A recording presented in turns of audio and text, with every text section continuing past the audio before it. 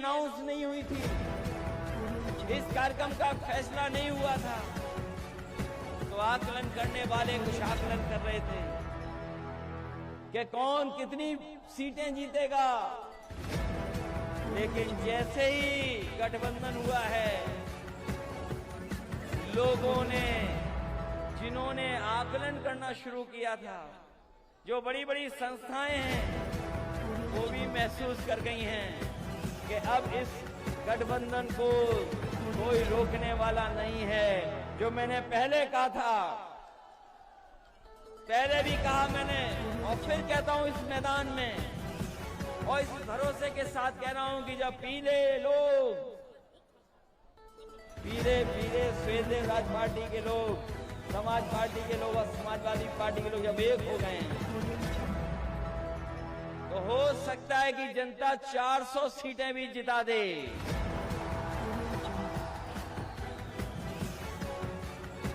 जो ज्यादा बोलते थे, जो लोग ज्यादा बोलते थे, वो अपना गिनती नहीं ठीक कर पा रहे हैं।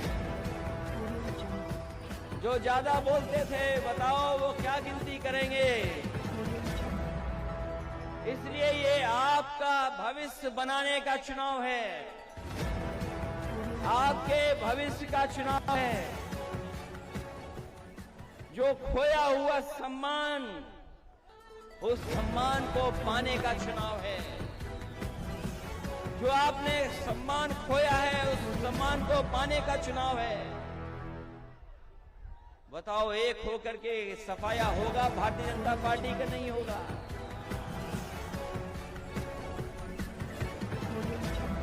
जब गठबंधन हुआ होगा, आपके नेता तो भारतीय जनता पार्टी के साथ भी रहे हैं। बताओ, न जाने कितने सपने दिखाए भारतीय जनता पार्टी ने, क्या क्या सपने दिखाए भारतीय जनता पार्टी ने, न जाने क्या षड्यंत्र किए, कितना झूठ बोला। बताओ, झूठ बोलने वाली पार्टी कौन सी है? झूठ बोलने वाली पार्टी कौन सी है? लेकिन हमें अब महसूस हो गया है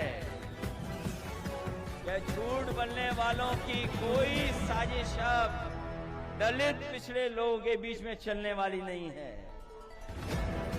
कोई साजिश चलने वाली नहीं है। आज जब हालात देखते हैं उत्तर प्रदेश के, जब हालात देखते हैं उत्तर प्रदेश के, तो बताओ कहां पहुंच गया उत्तर प्रदेश? कहां पहुंच गया? अभी मैं सुन रहा था, कुछ कह रहे थे कि कुछ पाबंदी लग जाएगी, लेकिन बताओ धुएं पर पाबंदी कब लगेगी?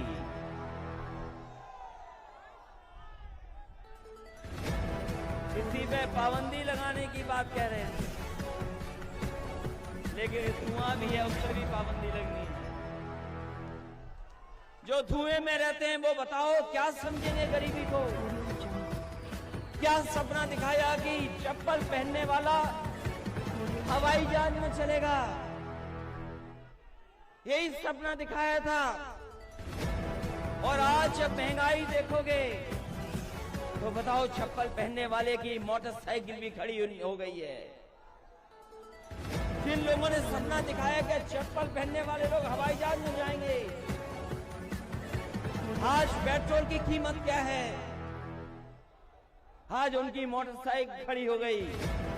और अगर मोटरसाइकिल लेकर निकलते भी होंगे तो हो सकता है कि कुछ लोग ऐसे खड़े जो चालान के बाद चालान देते हैं। क्या हालत कर दी उत्तर प्रदेश की? क्या याद नहीं है आपको, जिस समय लॉकडाउन लगा था? लॉकडाउन लगा, याद हो आपको? लोगों को अपने सहारे पे छोड़ दिया, जो जहां था वैसे ही छोड़ दिया। कोई इंतजाम नहीं किया गरीबों का, और गरीबों को छोड़ दिया कि जाओ अपने घर पहुंच जाओ। जो गरीब थे अपना सामान लेकर के, अपनी पोटली लेकर के, जो कुछ कमाया हुआ था सब कुछ लेकर के, कोई महाराष्ट्र से चल दिया, कोई गुजरात से चल दिया, कोई उस देश के दूसरे हिस्से से था, गांव पहुंच गया, लेकिन इस सरकार ने कोई उनकी सुध नहीं दी, कोई मदद नहीं की सरकार की, कोई सरकारी मदद नहीं हुई। न जाने कितनों की नौकरी छूट गई। तमाम हमारे मजदूर चलते चलते जो दूर दूर से आए थे उनकी जान चली गई, कोई सरकार ने मदद नहीं की। और जब बीमारी आई, जब कोरोना जैसी बीमारी आई, जिस समय सरकार को सबसे ज्यादा मदद करनी थी, सरकार ने मदद नहीं की, आपको बेसहारा छोड़ दिया। आपके ऊपर कोई मदद का सहारा नहीं रहा।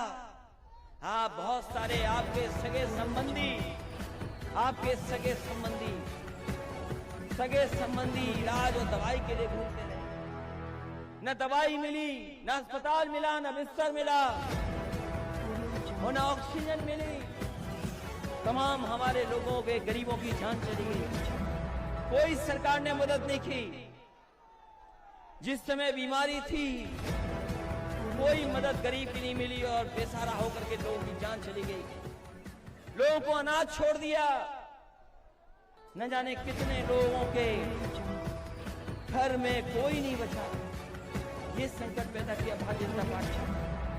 और अभी सुनने में आया कि बड़े बड़े मेडिकल कॉलेज खोले गए हैं। बड़े बड़े मेडिकल कॉलेजों का उद्घाटन हुआ है। उन पे पर्दा लगा दिया गया उद्घाटन को लेकर के, और जब पर्दा हटा तो अंदर कुछ भी नहीं दिखा, खोखले थे सबके साथ। अभी जो मेडिकल कॉलेजों का उद्घाटन हुआ, बताया कि यहाँ बिस्तर हो गए, गरीबों के लिए इलाज और दवाई होगी। 9 मेडिकल कॉलेज खोलने का वादा किया, सपने दिखाए, पर्दा लगा करके उद्घाटन कर दिया। लेकिन जब पर्दे के अंदर देखा तो सबके सब मेडिकल कॉलेज खोखले थे। उनके अंदर न डॉक्टर, न दवाई का इंतजाम, न बिस्तर, केवल गरीबों को धोखा देने का काम कर रहे हैं। और अजीब सरकारें हैं। कैसी सरकारें हैं सोचो आप। दिल्ली वाले लखनऊ के लिए झूठ बोल रहे हैं और लखनऊ वाले दिल्ली वालों के लिए झूठ बोल रहे हैं। कैसी सरकार, जिन्होंने गरीब की मदद करनी थी, वो गरीब की मदद नहीं कर पाए। जो कारखाने बड़े बड़े थे, जिनमें नौकरी और रोजगार मिल जाते हैं, बताओ वो नौकरी वाले कारखाने, रोजगार वाले कारखाने कहां चले गए? बताएं हिसाब किताब कहां है वो कारखाने? यही नौजवान नौकरी और रोजगार ढूंढ रहे हैं। क्या भविष्य है इनका, बताओ नौजवानों, सोचो कभी, क्या भविष्य है आपका? क्या भविष्य बना दिया आपका? न नौकरी न रोजगार। और जिनमें नौकरी और रोजगार भी कारखानों में मिल जाते, वो सरकार ने बेचने का काम किया। वो सब बिक गए। ये हमारा उत्तर प्रदेश देश इसलिए पहचान है इसकी, इसलिए पहचान है क्योंकि हम और आप लोग एक साथ रहते हैं। जब हम याद करते हैं महापुरुषों को, जब हम याद करते हैं बाबा साहब भीमराव अम्बेडकर को, जब हम याद करते हैं डॉक्टर राम मनोहर लोहिया को, जब याद करते हैं आजादी के संघर्ष को, और जब हम तुलना करते हैं दुनिया में अपने देश की, तो कहां देश को पाते हैं? कभी सोचो आप कि आपका प्रदेश और देश कहां पहुंच गया है। आज प्रदेश में भूखमरी है। हमारे गरीबों पे हर पेट खाना नहीं मिल पा रहा है, कपड़े नहीं है, और जिस तरीके से महंगाई बढ़ रही है, इस महंगाई के कारण गरीबों को आत्महत्या करनी पड़ रही है। हमारे किसान भाई हैं, मजदूर हैं। बताओ किसान भाइयों, यही भारतीय जनता पार्टी ने वादा किया था कि तुम्हारी आय दोगुनी हो जाएगी। याद है कि नहीं याद है आपको? यही भारतीय जनता पार्टी ने ये वादा किया था कि हमारे किसानों की आय दोगुनी हो जाएगी। कौन सी फसल की आय दोगुनी हो गई बताएं हमें। अभी धान खड़ा है, क्या धान की कीमत आपको दुगनी मिल जाएगी, आय दोगुनी हो जाएगी? कोई ऐसा है यहां पर जिसके खेत ना हो? क्या नौजवानों आपके खेत नहीं है क्या?